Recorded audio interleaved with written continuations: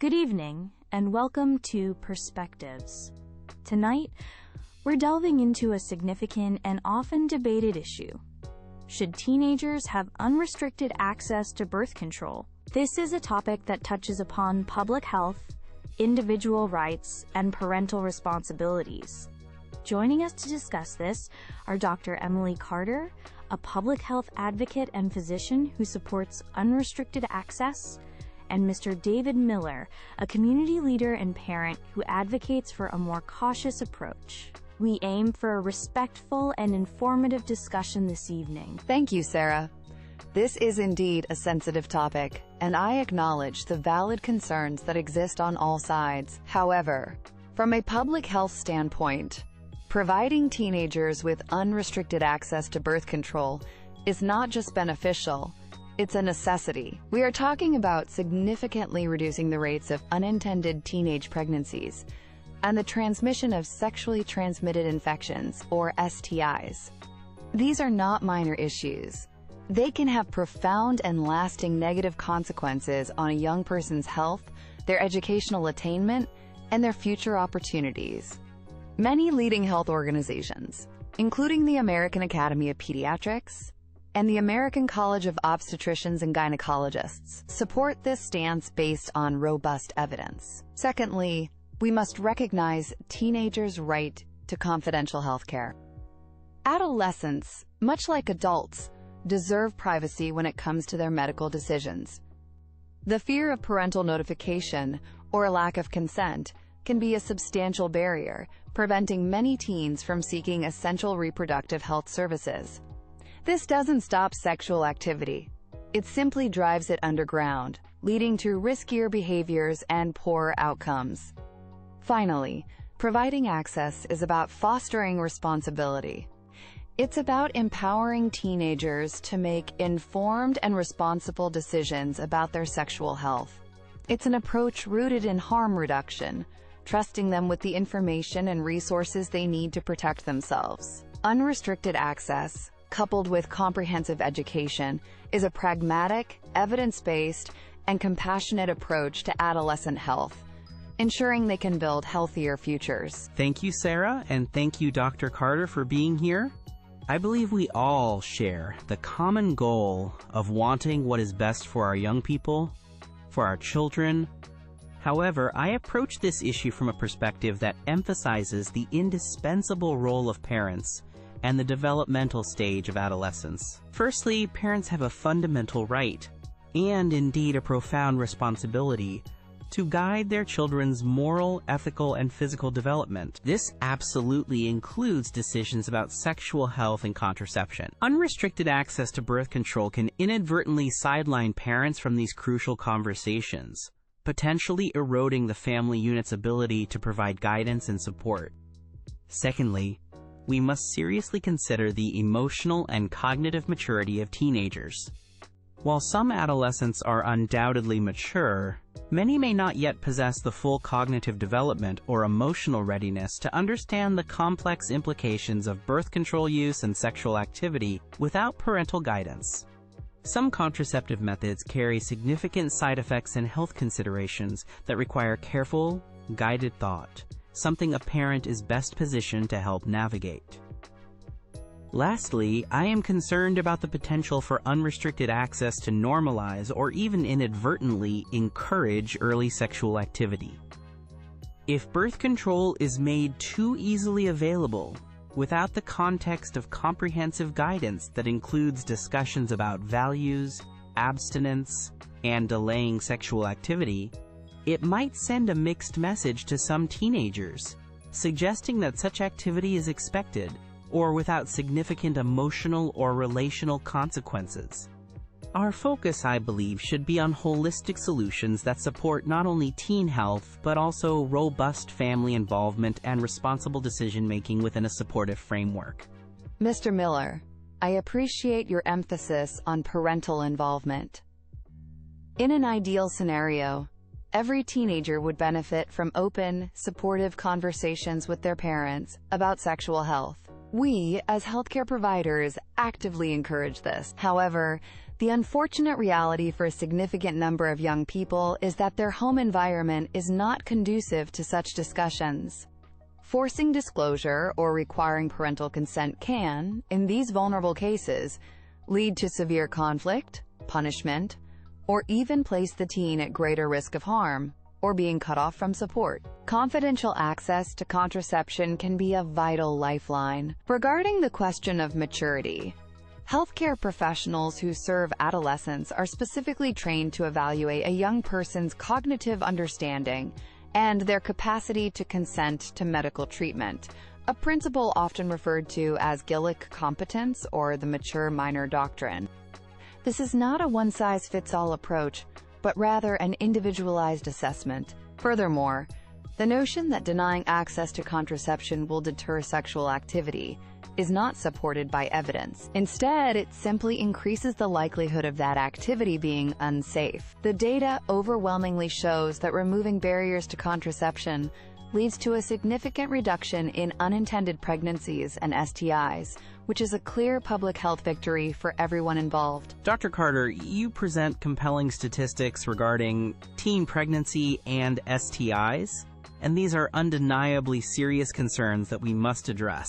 However, I would ask if reducing these specific statistics, as important as they are, should be pursued at the cost of potentially creating other, perhaps less quantifiable but equally significant, issues related to family cohesion, a teenager's holistic emotional development, or their understanding of long-term responsibility and relationships. We must consider the broader social and emotional fabric. On the point of confidentiality, while I understand its importance in certain extreme cases, I wonder if there isn't a more nuanced middle ground. For instance, could we not implement systems that strongly encourage, if not initially require, counseling sessions where the benefits of involving parents are explored in a supportive way? Perhaps different access protocols could be considered for different age brackets within the teenage years, acknowledging varying levels of maturity. My primary concern remains that completely unrestricted access might inadvertently strip away essential layers of guidance and support that are crucial for young people navigating some of the most complex decisions of their lives. We want to empower them, certainly, but empowerment must also be coupled with protection and wisdom, often best provided within a family context. Dr. Carter, Mr. Miller worries unrestricted access might send the wrong message. How do you ensure contraception is paired with comprehensive education on responsible sexual health, including abstinence? Access to contraception is always provided within a framework of holistic reproductive health care. This absolutely includes comprehensive counseling where we discuss all options, including abstinence, the importance of emotional readiness, healthy relationships, and enthusiastic consent. The goal is not to encourage premature sexual activity, but to ensure that if and when a young person chooses to become sexually active, they are fully equipped to make safe, healthy, and informed choices. It's about harm reduction and promoting responsible decision-making. Mr. Miller, Dr. Carter noted some teens lack safe parental involvement. If not unrestricted access, what systems would you propose to protect these vulnerable teens' sexual health? That's a critical concern. For situations where parental involvement is genuinely unsafe or absent, we must invest in robust alternative support systems. This means significantly strengthening the capacity of school counselors, developing well-funded community-based trusted adult mentorship programs, or establishing specialized youth health clinics.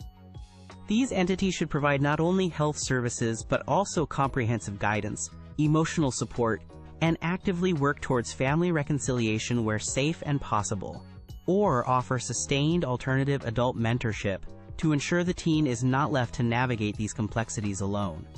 Many see comprehensive school sex education as key. How does education intersect with access to birth control, in your views? Effective, medically accurate sex education is fundamental. It gives teens the knowledge to understand their bodies, STIs, contraception, and consent. Access to contraception is then a logical tool to apply that knowledge practically. safeguarding their health. They are complementary and essential. Education is vital, but its content must be parent-approved and emphasize values like delaying sexual activity. It should support, not replace, family guidance. Access to contraception should ideally follow these foundational conversations, ensuring a holistic approach to a young person's development. Dr. Carter, what about concerns over side effects of birth control and teens managing these without parental help? Providers meticulously discuss potential side effects and management with teens as part of informed consent. Many methods are very safe, and follow-up care is standard to address any issues. We equip them with the necessary information and support. Mr. Miller, if many teens are already sexually active, doesn't restricting access just make their activity more dangerous? While some are active, our response shouldn't be just easier access. We must also bolster preventative strategies, promoting family dialogue, encouraging responsible values, and addressing why teens engage early. It's about comprehensive support, not just one intervention in isolation. In essence, ensuring unrestricted access to birth control for teenagers is a critical public health measure, an affirmation of their right to confidential health care, and a responsible policy choice. This is not about encouraging sexual activity. It's about empowering young people with the necessary tools to safeguard their health and future prospects. It enables them to make informed decisions, often with guidance from healthcare professionals, thereby reducing harm from unintended pregnancies and STIs.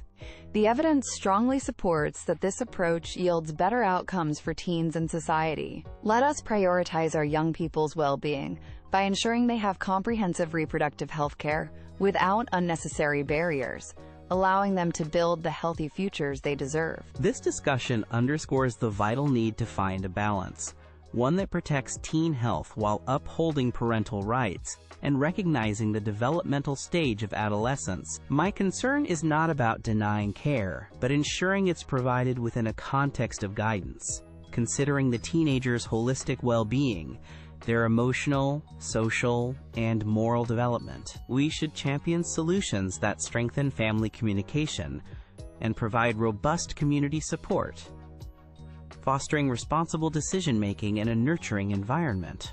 Our approach must blend compassion with caution, so that as we safeguard our teenagers' physical health, we also nurture their journey into responsible adulthood, supported by strong family and community connections. This ensures they are not just healthy, but also well-guided. Thank you, Dr. Carter and Mr. Miller, for your thoughtful and articulate contributions to this complex and important discussion.